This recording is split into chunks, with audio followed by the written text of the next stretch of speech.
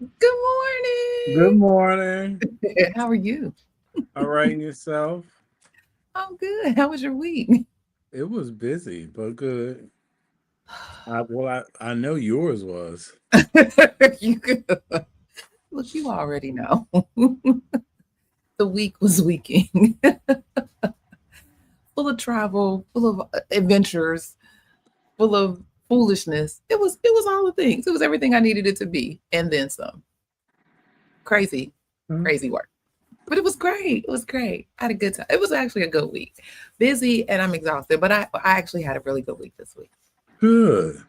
Yeah, yeah. Um, yeah, we're gonna have a time will be had today in the meeting after the meeting. That's all I got. Time will be had. All right. Well, let's get this party started. Okay, I told y'all every time I come in here on StreamYard, I got something new. So now they got this little teleprompter thing. Well, it's only allowing me so many. I don't know how many characters I'm supposed to do. Allow me, but it's only allowing me so many, and I'm feeling some kind of way because let me get all my stuff in here. What? Why are you playing? But nevertheless, I'll go ahead and do what I need to do with what I got. But it's cute. I love it. I love it. StreamYard for the win. I want to know they have stock because I will be putting stock in StreamYard. Anyway, I digress. Welcome, everybody. Welcome, welcome to the Saturday morning tea. Here we brew up the hottest topics in healthcare. We discuss health information, news, education, uh, the week, stock, certification tips, entrepreneurship, and the revenue cycle at large. And as you come in, don't forget to hit the thumbs up or like button. I'm Clarice Warner. I'm the girl with the pearls, the founder and senior education director of the Professional Reimbursement Network, LLC, where coding education is key. And PRN is a healthcare compliance consultancy located in Cincinnati, Ohio, that specializes in revenue cycle and regulatory compliance in education. And let me ask, do you know what it takes to be a certified, marketable medical coder? Do you? Well, before I introduce my co host, let me share with you information on a free email course on the 5 steps to become a certified, marketable medical coder. Are you interested in medical coding, but not sure where to start? And scared of wasting time and resources? Let me help you with the right steps to become a certified, marketable medical coder. Learn more at bit.ly/5stepscoder. I'm just in a dancing mood. I'm sorry. All these beats dropping and it's hit me. It's hit me and it's hit me. So if you're interested in getting more information about the 5 steps to become a certified marketable medical coder, check the video description for the link. All right, all right. Joining me today is my partner in success, my co-host, Mr. Jesse, the registered trademark. Put some respect on his name, the coding nurse. Sir, introduce yourself and tell the folks all about you. Good morning, everybody. My name is Jesse. I live in Philadelphia. I've been in healthcare for decades. In 2014, I left the bedside and started working as a risk adjustment auditor during the pandemic. In 2020, I created a company, the Coding Nurse LLC, where I help nurses and other people in healthcare with a clinical background transition into the wonderful world of HIM. Mm-hmm. And how's that working? It's coming along. Yes, yes. I love it. Well, before we jump in, let me remind you that you can join in and add to the conversation. Don't be shy. Your opinion matters and is welcomed here. So, friends, please use the chat, whatever platform you are on. Just use the chat. We'll see it, and we'll chime and pick you up, and put your comments in, and do all of the things for you. If you have a question for us, The only thing we ask is you type Q first so that we know it is a question for us and we don't miss it. Because sometimes the chat chats and you always talking amongst yourselves, and we don't want to mess up y'all little flow, what y'all got going on. So all right. Let's see. Good morning. Let's see who we got in the room. Good morning from Winter Springs, Florida. All right now, Winter Springs. That sounds like oxymoron, but yeah, all right now. For Florida. But all right, welcome. All right, let's see. She finally caught it live. Yay! Welcome. All right. Okay. Let's see. So, for those who are just joining us or watching the replay, today we are talking HIM leadership from certified to confident. All right. But first, let's get into a little of our church announcements, shall we? Yes, we can.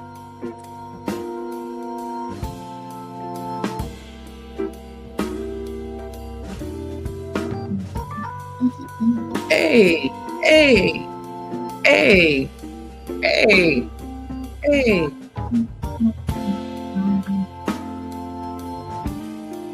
I gotta have a little devotional before we get started. Yes. I'm our guest, like, what in the world is really happening up here with y'all? It's a whole vibe.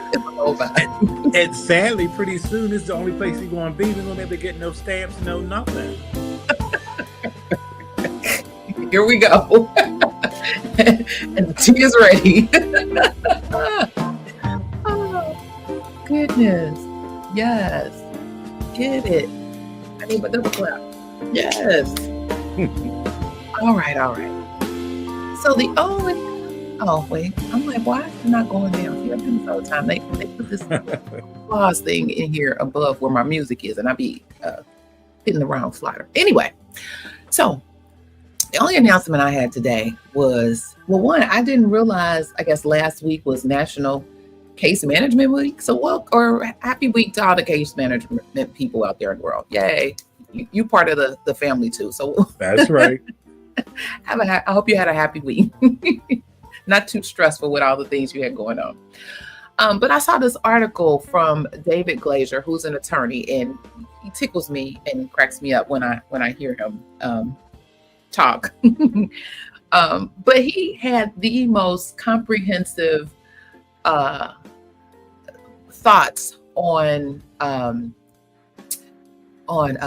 the 2 midnight rule and inpatient versus observation. And I was like, where were you when I'm working in the compliance office, beating everybody over the head with this, because it could all be so simple, right? And he took this summation that he put together was so simple to me. But he talks about, so if you're not familiar, the 2 midnight rule, which is at 42 CFR 412.3. It says an inpatient admission is generally appropriate for payment under Medicare Part A when the admitting physician expects the patient to require hospital care that crosses 2 midnights. So they have to stay over 2 midnights. So as soon as the physician expects that a Medicare patient's hospital stay to last through a second midnight, the physician should order inpatient admission. Now, the thing that usually trips folks up is because they think about hospital care versus observation care as levels of care, and they're not levels of care at all. They're statuses. So you're either in an observation status or you're in an inpatient status. Observation is still considered outpatient. Only inpatient stuff is when you get an inpatient admission, then you move over into the inpatient realm. So it's really, I think, understanding that piece that made it seem so simple to me. And in his article, which I think I linked. I think I linked it in the description. If I didn't, I'll make sure I put it there. It just gives some really good and comical conversation about that. So I just wanted to share that. What else is going on? AHIMA 25 has come and gone. That's all I got. Until the meeting after the meeting. No, but it was a good time. Oh, but next year there it's going to be in San Antonio, Texas. So if you are interested in AHIMA 26 and the conventions, you heard it here first. Well, probably second, but you heard it here that the actual convention next year will be in San Antonio. And then 28, I believe, is going to be in Phoenix. So you heard that here first, because nobody was talking about 28, but it's going to be in Phoenix. So get your coins together. Get your coins together. All right. Mr. Jesse, you have any announcements? No. No. Okay. Actually, I don't. No. Look, don't make me find an announcement and pull it out of you. All right. Let me get rid of the stuff. Our announcement period is over. Well, thank you all for indulging. We appreciate you. Good morning, Tanika. Good morning. All right. So let the tea spilling begin. So welcome back to the Saturday Morning Tea, where we serve up the real talk our profession needs. I'm Clarice Warner, the girl with the pearls, with my partner in success, the coding nurse. Now grab your favorite mug of whatever it is that you. Now I got my tea, and it's hot. It's hot. So grab your favorite mug of whatever, and let's have a conversation that honestly could change the trajectory of your career. So today's topic is HI leadership, from certified to confident. Now, sometimes I think about how this whole journey in health information could all be so simple if we just had the right guidance from the start. So today we're diving into something that I know hits home for so many of you listening and watching. That transition from being the technical expert everybody comes to with coding questions and looking for advice and information, to becoming the confident leader who shapes the entire department's vision. Think about that. So I am absolutely thrilled to introduce today's guest. Yes, we have a guest, y'all. We have a guest. So be on your best, right? No, I'm kidding.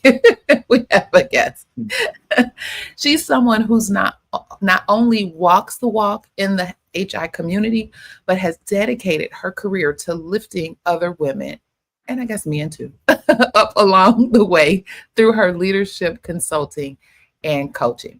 So please join me in giving the warmest Saturday morning tea welcome to Dr. Japera Barnes. Yay! Hey, everybody. Good morning to y'all. Listen.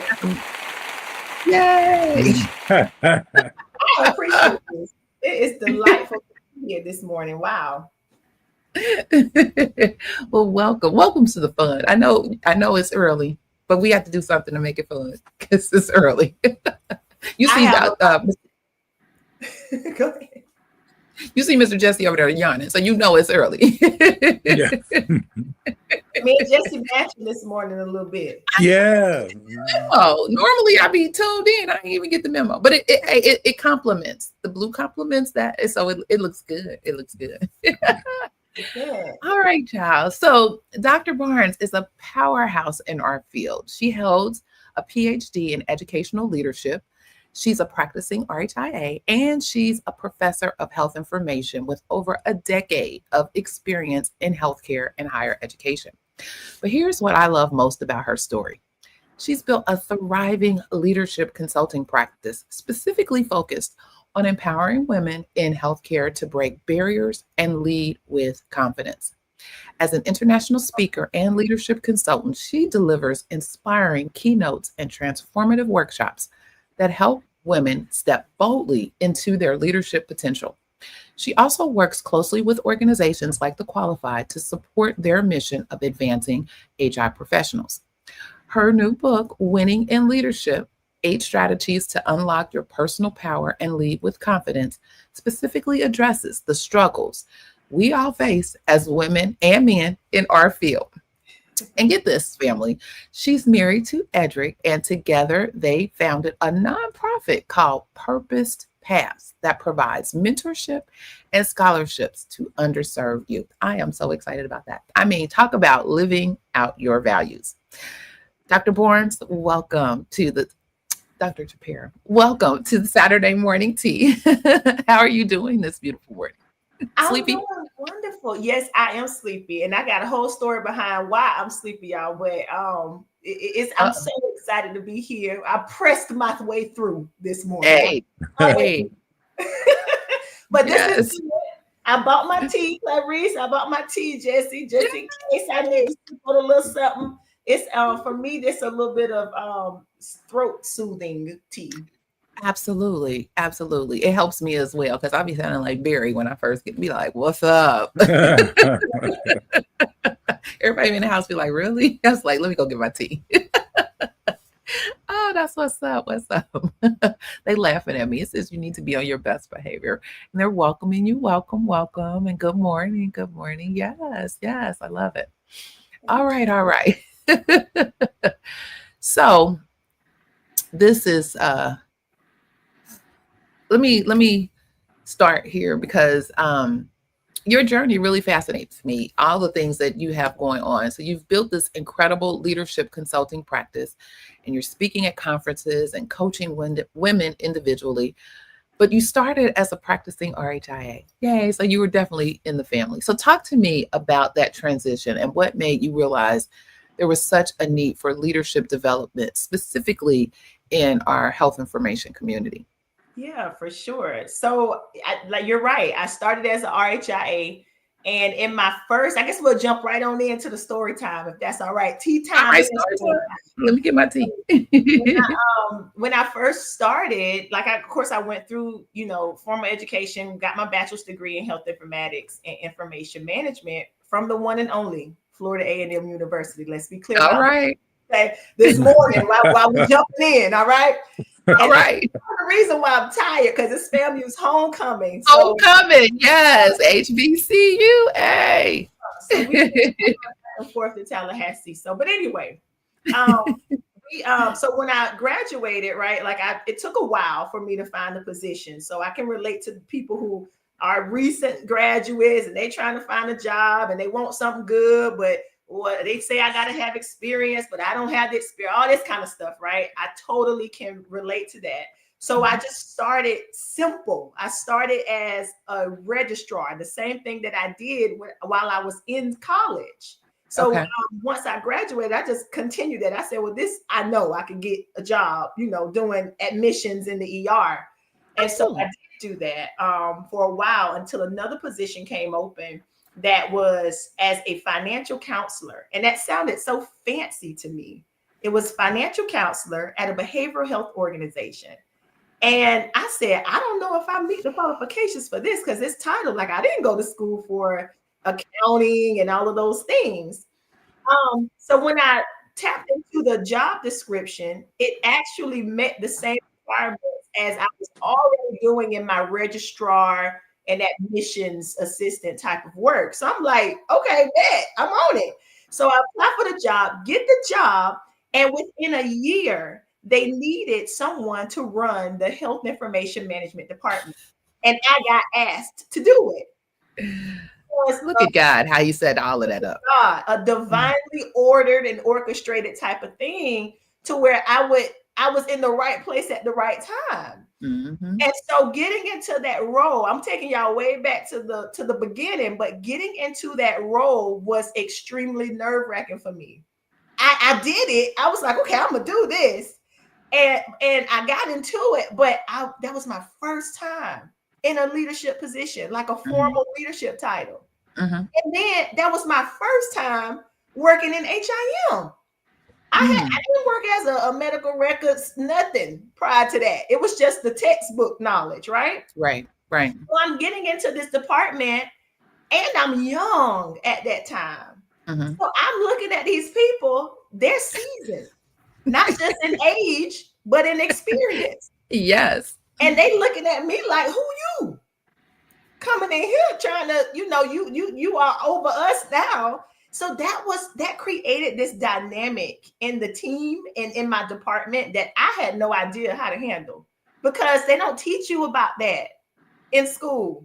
You learn the technical stuff, and then all of that people stuff you got to try to figure out on your own, right? So I found myself trying to navigate leadership and learn how to do HIM in real life. And it was just a experimental time. It was a walk by faith. I heard the church announcements. I mean, I'm talking to people of faith this morning. That's right. Okay? It was a walk by faith every day. All right. Because I had no idea what I was doing. So I'm just trial and error, figuring things out. And I needed guidance so bad. I needed mentorship. I needed help that I didn't even know I needed. I didn't know where to go and who to get it from. And so as I went throughout my time in leadership, even transitioning from HIM, going into higher education, I came to this point where it was like, I want to help other people who are going through these same types of experiences, going through leadership and feeling alone. They have the title, but they feel like they don't even know where to go to get the help that they need. And so that was a part of my drawing to get into consulting work and leadership development. A lot of it was based off of what I experienced myself.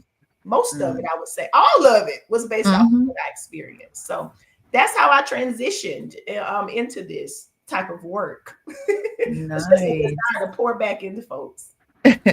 Well, that's so powerful. And I always look for the simple things, because I believe, and I say it all the time, it could all be so simple. But if we just recognized early that, and you said it, you hit the nail on the head, that technical expertise and leadership readiness are really two different skill sets.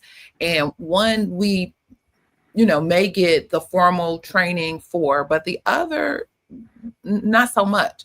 And I love that you didn't just, identify what the problem was that you experienced in your transition into the leadership role, but you built a whole consulting practice around that solution. So, and Mr. Jesse, to jump in at any time. I think you're going where I want to go. So go ahead. Okay. So through your coaching work with your partnerships with organizations like the Qualified, you've worked with countless HR professionals. What patterns do you see in folks who struggle to transition from those technical roles to leadership positions? I think mainly just that, like they don't feel prepared for the role. And so I find that a lot of people shy away from leadership because it seems intimidating, because they're like, oh, I got to be over people. I have to learn that people skill or develop those relationships and stuff like that. And let me tell you, people can be a mess.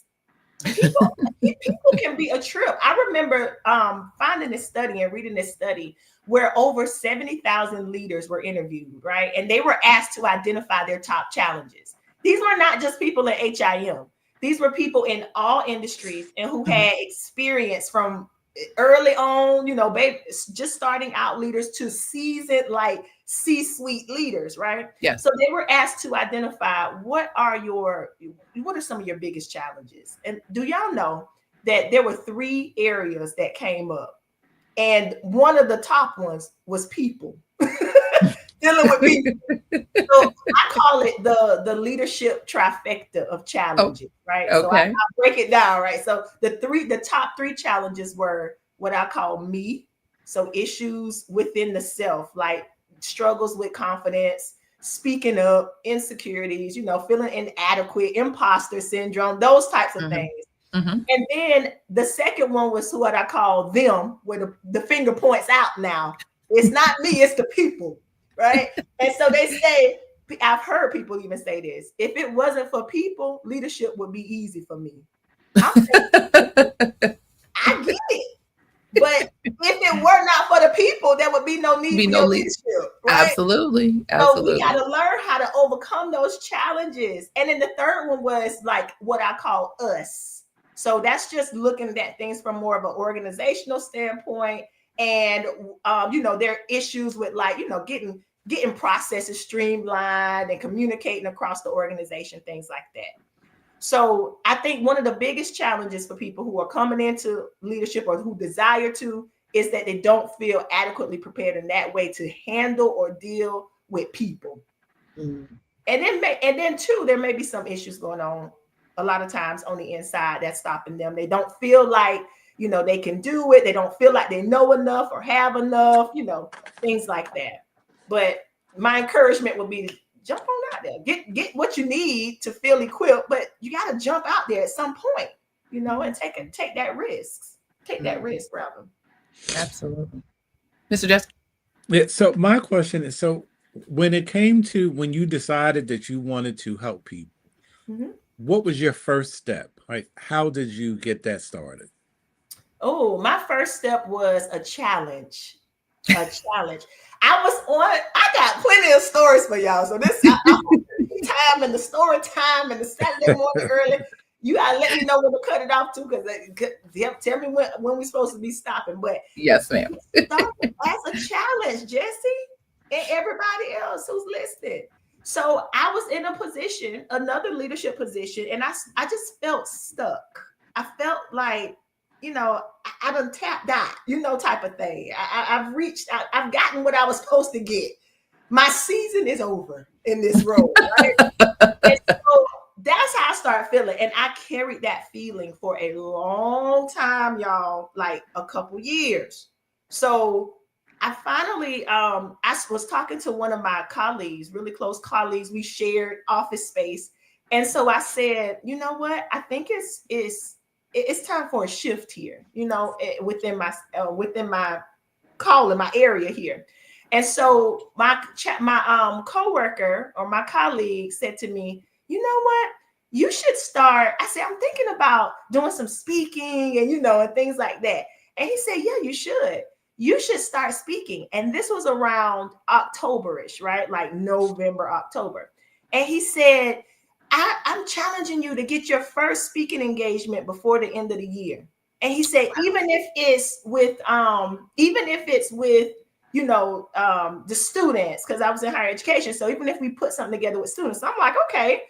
I said, all right, I'll think about this. And so I went to thinking, what can I talk about? What experience do I have? What are the issues that I see going on? Where's my heart pulling me, right? And so I thought about all of the things that I was going through in my professional space. I thought about what did I have that I can share with other people and help them. And I came up with the topic. And he even said when I went back to him, I was like, okay, what about this? And he was like, yeah, but what about leadership? I said, oh, okay. Let me circle back around on this, right? So this is all within like an hour of time. So I go back to my space and I'm writing down everything I know and what comes out of my heart about leadership. And I go back to him, I say, okay, this is what I'm thinking, right? So he's like, oh my God, yeah, that's so good. So then he said, well, I'm gonna give you to the end of the year. This October, November, right? Like late October, early November. So I'm like, okay. He hit you with a whole fourth quarter goal. How you did? A speaking engagement. And I'm like, okay. And so how about by the end of the day, I had 2 speaking engagements. Wow. And what did I do? I just started reaching out to my contacts. I reached out to people, hey, do you need stuff speaking for this? And it worked out. And so that's kind of how it started. I think that I will say, Jesse, it started on the inside way before then, though. It started with that feeling of like, there's more for me. There's more for me to do. This is not it. I felt very stuck. I felt very capped and limited where I was. And like I had outgrown that space. And so I started really seeking God within myself to ask him, what else is it that you have for me? Because this is starting to feel like a routine. It's feeling dry. I'm feeling miserable in a sense. So I know there's more for me to tap into. And that's how it started. But my colleague came along and put some fire under my feet to help me step into action. Because meanwhile, I probably just would have kept circling and around in my head. You know how we do that sometimes, right? Yes, We got absolutely. to just ruminate on that thing forever, and we never actually move forward. So that would be the long story to that answering that question. Somebody say they're feeling that right now. They're feeling that right now. Mhm. Absolutely. Absolutely. Well, you know what? This resonates so deeply because I think many of us in health information were taught that if we just did excellent work and if we knew our codes inside and out, opportunities would naturally follow. And even you mentioned once you got your certification, where the job? What's happening? Where's the stuff? And we run into that. But leadership, it requires a different kind of confidence, right? It's totally different. But let me ask you this, and this is something I hear from folks all the time. You mentioned in your book about not needing permission to be great. Mm-hmm. So for someone who's joining us, listening either live or to the replay, who's actually a coding supervisor, technically brilliant, but absolutely terrified of challenging a physician's documentation. What would be your first piece of advice? My first piece of advice for that is so let me go to a lot of the work I do, and even the book that I've written, and even the talks that I give. It's not going to challenge so much what's going on the outside. What I'm challenging is what is happening on the inside of the individual. So when I think about that question, Clarice, my thought is, why are you afraid? Like, that's a question that has to be asked of yourself, not so much. I mean, what's going on? So if you're terrified to provide feedback or to ask these questions of these people who y'all are all on the same team, y'all supposed to be in this thing together, right? That's So right. why am I terrified? That's the question that I would have that person to ask themselves and really write down the answer and really go deep, because it might be some deep stuff going on. Absolutely. What are you anticipating? What unfavorable thing are you anticipating is going to happen if you ask this person to check this, or check themselves or resubmit? Do you think what's going on? You think you about to lose your job? You think you're going to get rolled up? You think what's happening? And so I think going from there, identifying what's really going on and why you feel that fear to where you'll let it bypass and go on, or push it off and call somebody else to do it. I think identifying that barrier is one of the first steps. Okay. And then getting some tools. If it's just you don't know how to have that conversation with them, then that's where the tools can come in, to have that, to begin to have more or better conversations with people. So that's I what love that. Yes, I love that. It's thinking about doing a self-check, doing a self-assessment on, why. I used to think all the time, they put their pants on just like I do. And and I'm here to help them. And, so having that self-assessment, I think that's great. Mr. Jesse, did you have anything you wanted to? I do have a question. I have a twist. So we go. we've talked, like you've talked a lot about like people having the confidence to step up into leadership. What about people? Because I'll just speak for me. What about people like me? See, I don't have a problem with people, like actually, because I used to be a people, I can get along with people. My problem is management. Like once I get into that, like negotiating or learning those type of strategies, because when it comes to management, I'm a bull in a china shop. I'm going to tear it down. But with my coworkers or people I have to lead, they love me. I've never had a problem, but it's always management, because I am a cut and dry kind of person. Like, I don't like a whole lot of fluff. Like, just tell me what it is, what I got to do. I don't want to hear no. Like, I can peep the game, and I'm just not for it. So, how do you navigate that from not in a personal level, but in that part of leadership where you have to interact with people at your level and above? Yeah, I think it's the same thing. It's the same people skills. Your love for people is going to take you a long way. So like your love for people, your ability to relate with your team members, those who you are responsible for leading, those same skills are gonna transfer over to your director or your VP or whoever else it is you have to report to. I think it's the same people skills. Is that what you're talking about, Jesse? Like Kind of, yeah. With But it don't, because it don't really be feeling like that. I think it can. But what's causing that feeling though? Is it like irritation, or what is it? Having to report to them? Is it I don't need them breathing down my neck, trying to what is it that's causing that like itch? I'm gonna have to book a session. But You done got a client. You done got a client in the fourth quarter. No, but when you said irritation, because I don't like foolishness. Okay. I don't like. I like for somebody to be straight, and it's like they want to like you know how people have that corporate speak, and it's like, what are you saying? Like what are you really saying? Like that drives me. Yeah, well, people do that. That's fine, but you're relatable. And so because you're relatable, you have this beautiful gift to go in and have like conversations with them that tear down those walls, that stiffness, that rigidity. So that's why I say use the same relationship aspects or skills that you have with people that's regular, that you'll talk to. Use those same things with those people that's higher up, because they need that. Because stuff is so stiff, and they feeling like they got to be perfect, and they got to talk the talk and everything. Listen, I remember one day being in a board meeting. It was a meeting where all these directors, VPs, and the president of the company was there.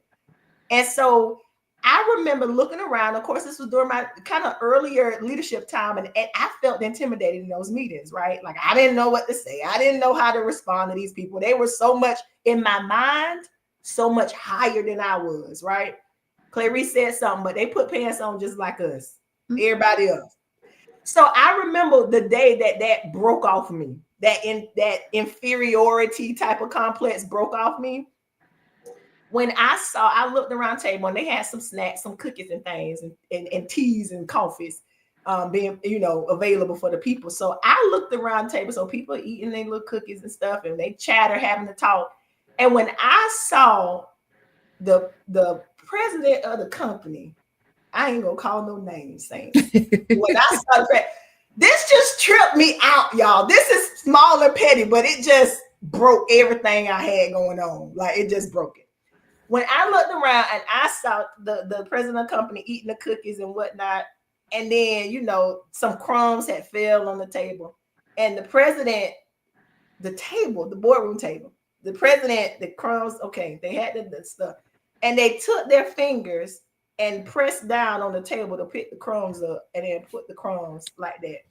So I said, and I'm feeling inferior because of what now? Right. Now I know that's regular. People do that all the time. That's okay. Beyond regular. That's regular. No, they don't. No, they don't. That's below regular.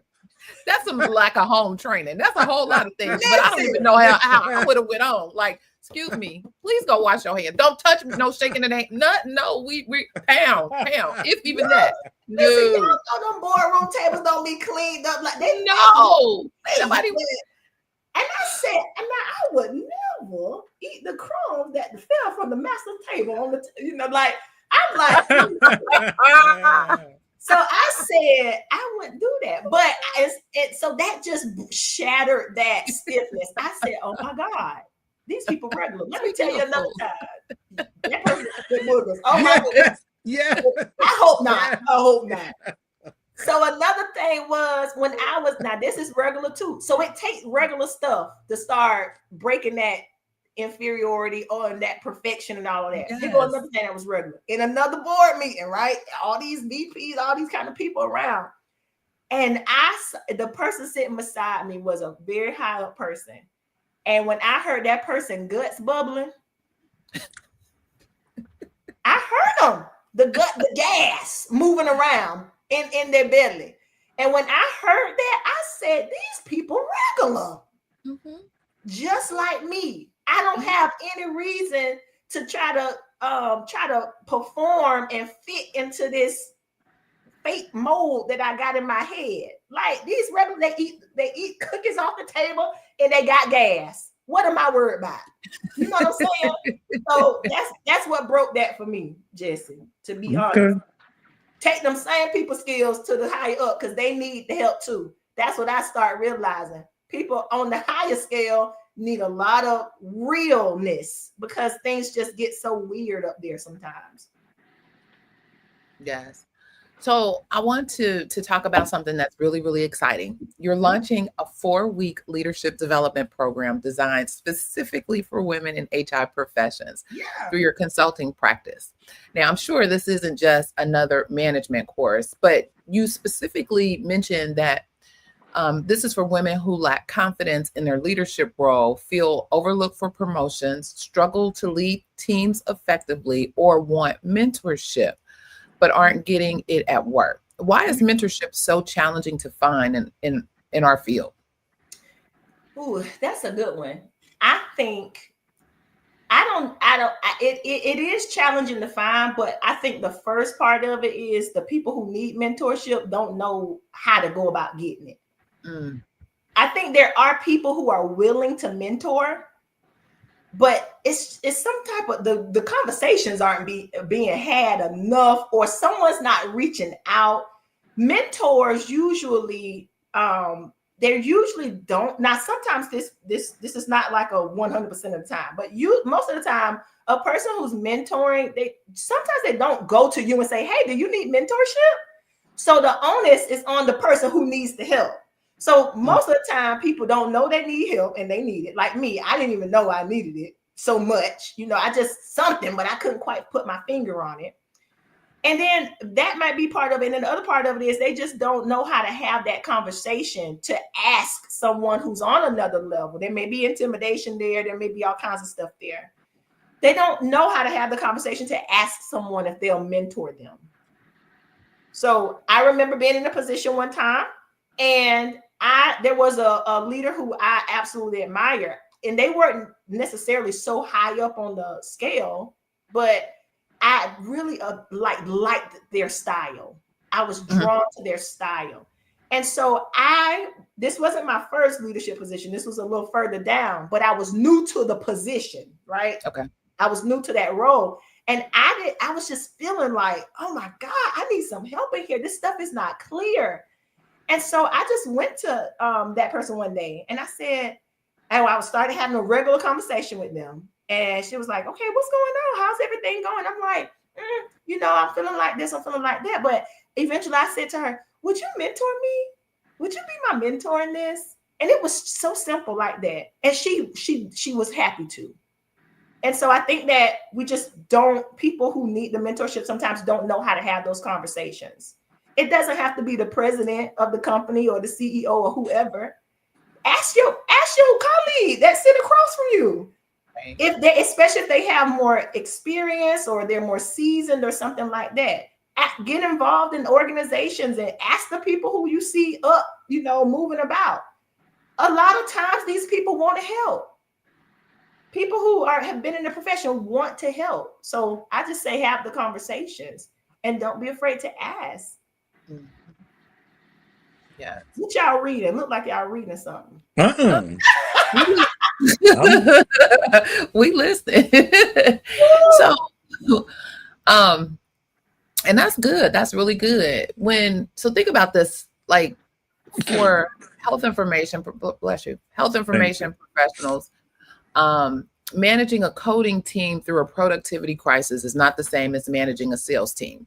I mean, there's some nuances there. We have such unique pressures with regulatory changes and audit findings and physician relations, and it's just a whole different world that we have to deal with in the business of healthcare. So speaking to of those unique pressures, revenue cycle discussions can be intimidating for coding professionals. They know what they're supposed to be doing, prayerfully they know the why of what they're supposed to be doing. That's a whole conversation.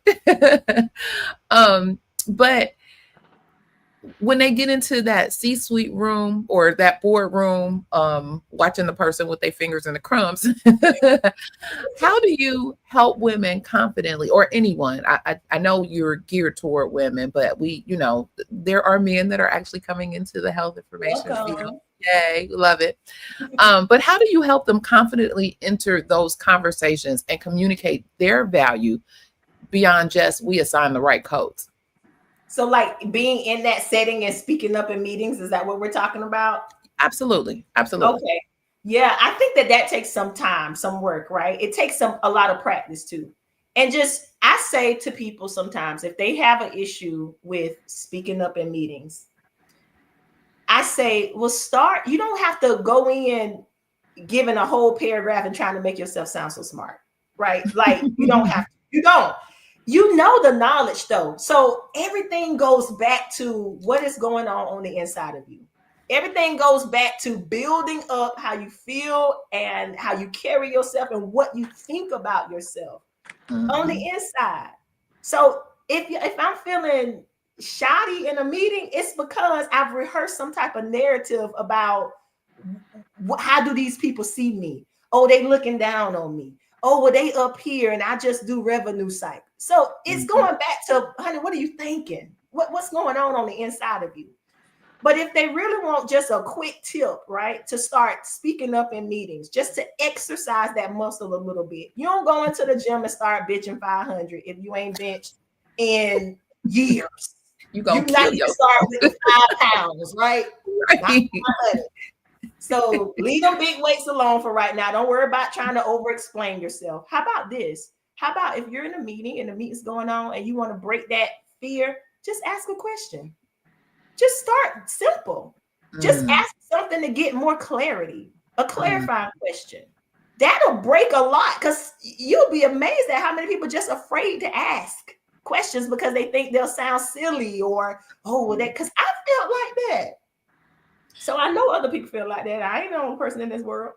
I know, but that's right. Starting with asking a question. And here's how I learned that. I learned that from watching a leader who I truly admired. I call her the leader who changed my life. So I used to watch her, and this lady was exceptional in her leadership ability, her skills, her knowledge, and all of that. She was great. But when we got in meetings and stuff, one thing about her that I really admired was that she was not afraid to ask a question. That's it. She was saying, what do you mean by XYZ? Or, okay, can you explain what that means a little more or clarify that? And that's okay to do. That's when I realized it's okay to do this. Because it's so many other people in there wish they had the boldness and the gall to ask a question, And so just by doing that alone, asking a simple question is breaking off barriers, not only in ourselves, but it's helping us set other people free too. So that was my advice for that. I love that. I love how you really just made that actionable, and hopefully y'all got that, because that was a wonderful gem to have. Even if you're starting out, just ask a clarifying question. Something so simple. Again, it could all be so simple, given the tools and given the information. So I appreciate you giving the folks something to walk away with this morning. So you talk about in your book different frameworks, and one of them is the lead from within framework. And I think you alluded to it earlier, like everything starts from the inside. So if you could just briefly tell us a little bit about break that down for us. Yeah, for sure. So it's really like I would say maybe like an 8-part framework, right? Okay. So I have myself some notes because I have so much information in my mind from this. But the first thing that we have to start doing with this lead from within framework is we have to begin to change the narratives that are going on. It starts there. So a lot of the fears behind getting into leadership, stepping into leadership, or preparing oneself for leadership is starting within. And I think that leadership in general, being a leader, starts within. That's what I truly believe that. The title can't make me a leader. People's accolades don't make me a leader. My leadership skills, abilities, and desire and confidence is all housed on the inside, and it's going to start there. The second thing is to embrace the growth process. And so I say that because we have to, as we're either new in leadership or going through different seasons of leadership, there's always this learning curve. There's always time to give yourself grace and space. That grace has to be extended not only to my team and the people that's messing up, but I got to give grace to myself. So understanding that I'm not going to step into this leadership space knowing everything, take that pressure off yourself. Relieve yourself of that. You're not going to know it all. You ain't going to have all the answers. You're not going to be able to just come down the line with this. So embrace the growth process and give yourself grace. That's part 2, right? The third thing is what I call listening to your internal GPS. And the GPS for me is God provided system. Listen to that. Listen to the instructions that's going on in your mind that's helping to navigate, as you navigate different challenges day by day. Like when I first started in my leadership role, and where I pulled a lot of these practices from, just looking back, and I'm like, okay, this is how I got over. And so the GPS, the internal GPS, God provided system, is what helped me every day, because every day I'm facing these different challenges with processes, with team, with people, and I'm like, I don't know how to handle this. I got 2 staff members in my office wanting to claw at each other, and I'm like, on the inside, it has to be a conversation. On the inside, I'm talking about one that people can't hear. Lord, what in the world? How do I handle this? Okay, so every day I'm praying and having the ask for direction and guidance, just like how we would a GPS. So that's on the inside of us. That ability is on the inside of us, and we have to tap into it. So listening to our internal GPS. And then the fourth one is dealing with people, what Jesse is super good at, right? Connecting people and being warm and tearing down those walls. So that's a part of that, leading with warmth and not walls. So lighten up. Don't take yourself so seriously. Build connections with people. Eat the crumbs off the table if you have to. Like, it's okay. If you got a little indigestion, whatever, it's okay if people hear that. Like, realize that you are regular and human and a person just like these other people, no matter what level they are on. So starting to build connections with people and lighten up. I took myself way too seriously. I was stiff, rigid, and trying to carry on an image, but I was crumbled up and insecure on the inside. In leadership, by the way. In leadership, okay? And so the fifth one I say is release, forgive, and re-engage. Now, this is a big one. Forgive, release, and re-engage. Because as we navigate not just leadership, but any job, there are going to be opportunities for offense. You're going to get offended somewhere, somehow, by somebody. And in order for us to continue growing and even to become a confident leader, there's going to have to be times where we got to let go of those offenses. We have to forgive, release it, and then re-engage in the journey, re-engage in the position. And when we don't, I can stay on this for a little bit, but I'm gonna turn my plow on just a little while. I'm gonna turn it. But when we don't forgive and we're carrying around offenses on our job, it's a nasty situation. We might be pretending that we okay, we showing up, but on the inside, it's just a lot of misery, agitation, irritation, and frustration going on. And eventually that starts to seep out. And you don't want to be there. You don't. And then and the story that goes along with this that comes to my mind that I experienced with this was, I remember there are so many times that I've been overlooked for positions, but I remember this one like particular time we were called to a meeting, y'all, and every director, if there was more than a director, everybody that was on some type of leadership level got bumped up, right? It was this widespread announcement like, oh, Director so-and-so is now VP of strategic, blah, blah, blah. And everybody's name got called except mine. Oh. I was in a good position too. Why didn't I get bumped up? Y'all, I was so offended. You talking about offended? I was offended. And I was offended because these people who I served on the same line with, what was it that got them promoted? Why y'all did this whole organization uprise, but I got left, I'm still in the same title and same position. Like, what's going on? And I carried that offense. That might sound little to some people, but it was big to me at the time, Saints. Mhm. And I carried that offense for a long time. Why did I carry it though? Because I didn't even have I didn't have the maturity to have the conversation with my supervisor. I was a director. I could have went up to my supervisor, scheduled a meeting, whatever, and just simply asked. I recognize that, everyone's gotten promoted. What's going on? Just ask for clarity.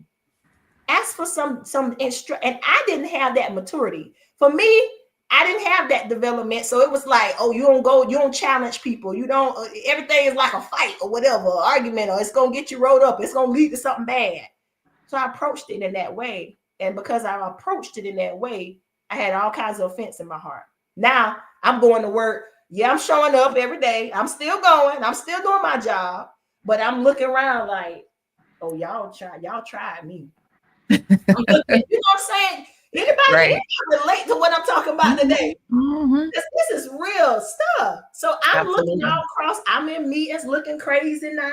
I'm sitting back. They still eating crumbs. And I'm still looking like, oh, y'all, I'm thinking all this stuff in my head. And I'm feeling like I'm ostracized or I'm being picked. I feel like I'm the red-headed stepchild and all this. Like, man, it's time to break free from that. So I spent too many years just miserable on my job because I was offended. I could have released that. I could have had the conversation and released that. And then when you get some understanding, then you could let go. Because all it was, I didn't have understanding. So the next thing I have is change the way you see correction. We talked about that a little bit today about feedback. I think we talked about something about feedback or something. If not, then it may have been something that crossed my mind. But change the way you see correction. And then that is embracing that feedback process. And feedback can come from when you get feedback from you at a leadership level or trying to be at one or whatever. Your higher up is giving you feedback. Those performance evaluations make people cringe sometimes, but it is important, right? But when you're in leadership, you got to give it too. Mm-hmm. You have to have the ability to give feedback. So we got to change the way we see it so we have a healthy relationship with feedback and be open. I was not open at all to feedback. When it was time for my evaluation, I was all cringy. And then I didn't even want feedback from my staff. How about that? How about being open to that feedback? Can we handle that? Right. When the people who you lead got feedback for you. Right. Y'all, funny story. I remember my staff. We still good on time, Clarice? Because I got time. I got stories today. We good on time? Yes, go ahead. Okay. So I remember, we talking about feedback. I remember being so closed off to feedback that I had a staff member just one day. I'm a leader, right, in this position, and she was working in the department. And so we were having conversations. We would talk about church. And I was like, this lady sent me a link to a video she wanted. She was like, oh, I think you would really get something out of this, right? And it was a link. So she sends me the link, and I opened the link to see the title, and it was something about your leadership, something about leadership, right? And I said, oh, no, ma'am. Now, what you not finna do is try to tell me I'm a bad leader, baby. That ain't that's not what's about to happen. So I just politely shut that down because I was so closed off to it. So how can I give feedback in a great way if I can't even get it, if I can't even receive it? Like, what is that about?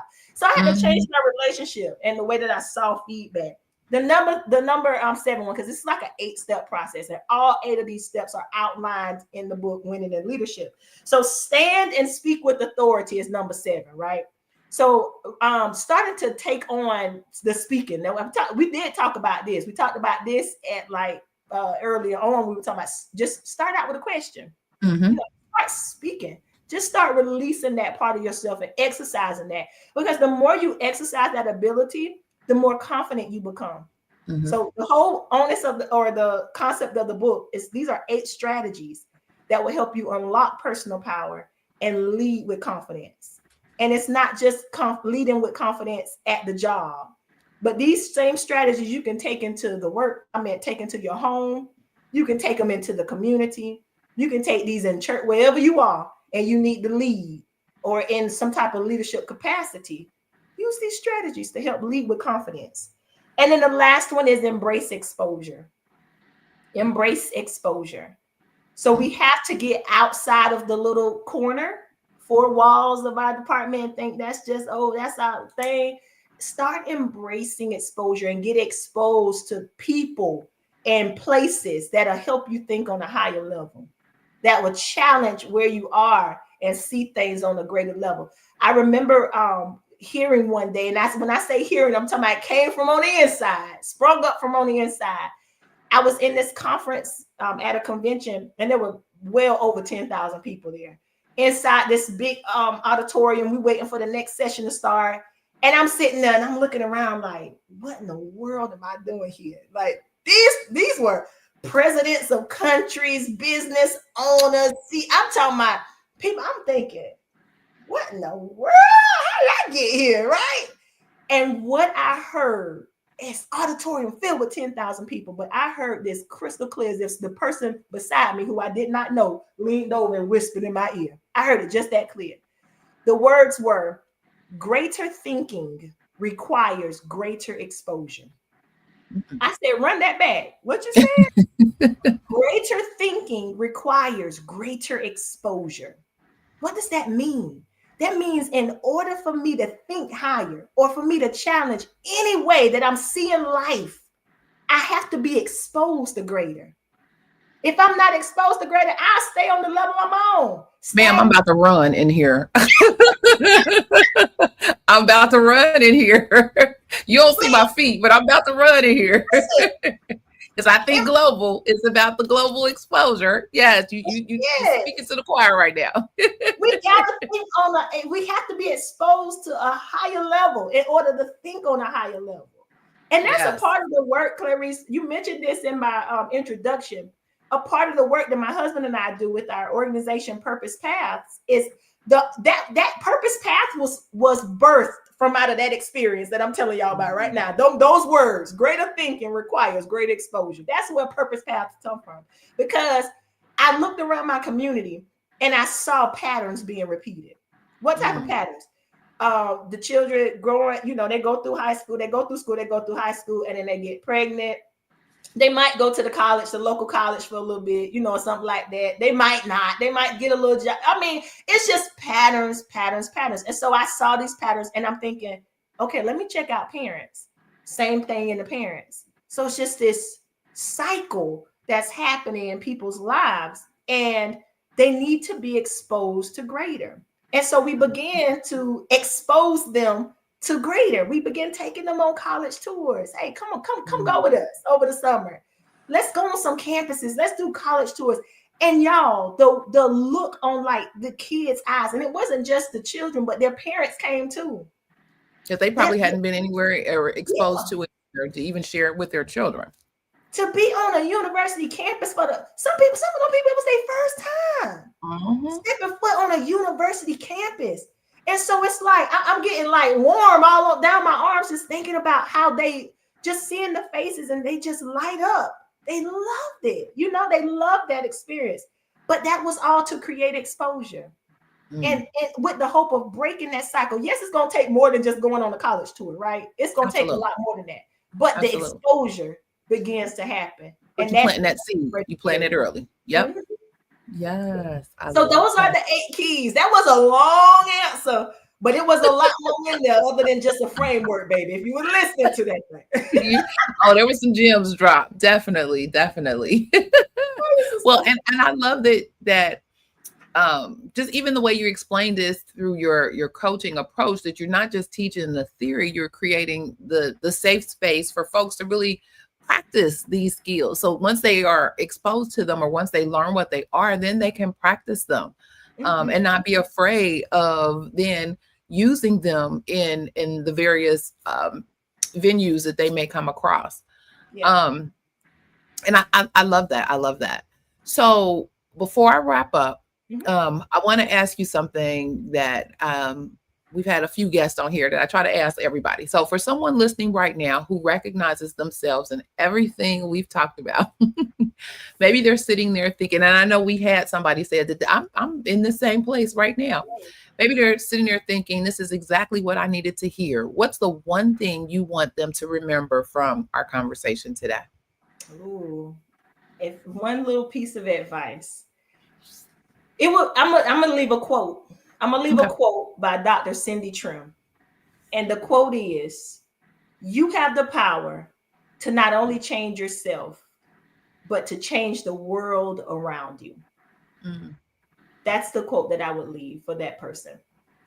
Recognizing that you have the power to not only change yourself, but to even change the world around you, what you're experiencing, what you're encountering. You have the power to impact and to influence and to transform. You got the power to shift the atmosphere. You do. You have that. And so that's what I would leave. That is fabulous. Now, where can our listeners connect with you, learn more about your leadership consulting services, and get their hands on that book, Winning in Leadership? 100%. So I am on social media, right? Let me give y'all the steps of my social media. I love Instagram. Instagram is so fun to me. So Instagram at Japera K Barnes. All of these platforms are going to be at Japera K Barnes. Facebook as well at Japera K Barnes. Also LinkedIn, on LinkedIn at Japera K Barnes as well. And then my website. My website is a good place to learn more. So it's japerakbarnes.com. And all of that is in the description of perfect. All the platforms. So yeah, you can get that. Is where you can find the book. The book is called Winning in Leadership. It is 8 strategies to unlock your personal power and lead with confidence. The book is available on Amazon. And so that's how you can find me. Mr. Jesse, do you have any additional questions or thoughts or comments? This was great. And I have a question on your, do you have like gift certificates for sessions? I know. You know people that need it. Listen, everything is affordable and accessible, y'all. It really is affordable. And the holiday season, you can give these as gifts. I'm glad you asked that, because maybe I need to have some coupons or something. Some kind of gift certificate for these sessions. No, because the reason why I'm asking, in all honesty, seriously, because I do like the education for nurses, and I get a lot of very, very highly educated women, and they need to go into leadership. Yeah. But I think a lot of them are afraid. So that's why I'm asking. Well, send them my way. We can definitely create something for this platform and for whoever you serve as well, Jesse. But I have a gift for everybody, if that's okay. I do have a gift, so it's enough to get started. Yeah, I saw that scripture pop up in there. Hey. There we go. That's right. So a gift for you all, for those who are watching, listening. Please do. You can download. I have a free gift. It's called the Leadership Confidence Toolkit. That's available for you, free download. And then also on that same, along those same lines, is you can book a free leadership call with me. It's a nice, beautiful session. Yeah. Where we get to talk about your challenges, what's going on, and how I can, possibly serve you, and how we can work together. So it's a beautiful opportunity to connect and just share and get some insight on maybe what's going on in your situation. So here's how they can get that in. And Clarice, I don't know if I can type in the chat or if somebody can put it in there for me, but it's japerakbarnes.com/gift. For all of you who are watching today, I'm talking about being engaged. Y'all have a good audience. Yeah. A Okay, good hold on. That's audience. wonderful. Thank Yes. you. On a Saturday morning, folks On a showing up. Saturday evening, showing up. Yes, It's yes. hard to pull people. It's hard to pull people in that's been working all week. And then they come on the weekend too, early in the Yeah. morning. Because they know we got some tea and we talking about some things, and it's real Oh, over here. It's real I over here. love it. I love what you all are doing. And I heard you've been doing this for quite some time. I Yeah, absolutely love it because it's yeah, real and it's relatable and it's relevant. And I think absolutely. that's what people are attracted to that. Like Jesse said, you were talking earlier about all the higher ups and it's just stiff and stuff. That's not relatable. I remember hearing someone say, no one can relate to perfection. Nobody Mhm. can. So it's no need to try to be perfect. Just be yourself. And that's what people can connect with and draw to. So I thank y'all for what you're doing, how you're creating this space for that. Yeah. Y'all the GOAT. That's right. I appreciate that. Thank you. Thank you. Well, Dr. Japera, this has been absolutely incredible. It has exceeded what I thought it would be. And so, even though we did it on a dime, I appreciate you and your time. Yes. Thank you so much for not only writing the book, but creating the coaching programs and the leadership development opportunities that we all actually desperately need. And some of us probably didn't even realize we needed it until we heard from you. So we appreciate having you here. Um, I am so inspired right now. Like I said, you didn't see my feed, but you know, I'm all about the global reach and experiences. So this has been good for me. I needed this. I don't know about the rest of y'all, but I got my gems. I got mine. I got mine. Hope you got yours. And you know, you've given us such practical wisdom. And honestly, when you have the right guidance and coaching and advancing from, you know, being that technical person to going to the confident leader, again, with those tools, with the understanding and the information that really it all starts from within, but you need to kind of get that, hear from that inner voice and then practice it. It could all be so simple. So again, if you are ready to take that next step, check out Dr. Barnes' book, Winning in Leadership, and reach out to her. Don't forget your free gift that she has all blessed us with. And reach out to her about her leadership coaching services and that 4-week development program. Again, I do have the links in the description, but in the comments is the information about her gift. I will also link that after the show in the description as well. So yes. So don't forget, everyone, to subscribe to the Saturday Morning Tea. Leave us a review. You know how much that means to us. And share this episode. Now, this is for real a shareable because it's relatable not only to us in the health information profession, but really to anyone who may need to hear Dr. Barnes' message. All right, all right. Well, this has been Clarice, Wonderful. Girl with the Pearls, reminding you that excellence is not an accident, it's a choice. And Professional Reimbursement Network is here to support you in every step of the way. See how we bring people to you? We bring them to you one way or another. So join our community at Professional Reimbursement Network, LLC. We provide ongoing education, compliance updates, and practical strategies for navigating this complex environment of healthcare revenue cycle so you don't have to figure this out alone.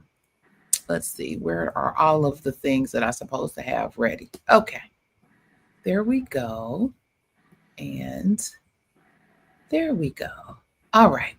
So if you are thirsty for fresh perspectives on the healthcare revenue cycle, by becoming one of the PRNT sippers, you'll join a community of sharp minds who savor the complexities of the healthcare revenue cycle.